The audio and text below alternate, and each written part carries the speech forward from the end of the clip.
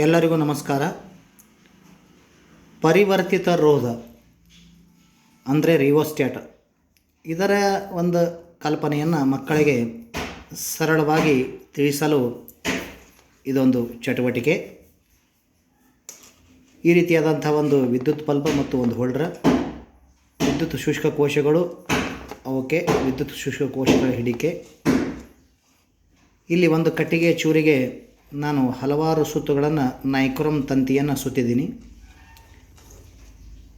ಈಗ ಇಲ್ಲಿ ಸಂಪರ್ಕವನ್ನು ಪೂರ್ಣಗೊಳಿಸ್ತೀನಿ. ಇಲ್ಲಿ ವಿದ್ಯುತ್ ದೀಪ ಬೆಳಗೋದನ್ನು ತಾವು ನೋಡ್ತಾ ಇದ್ದೀರಿ.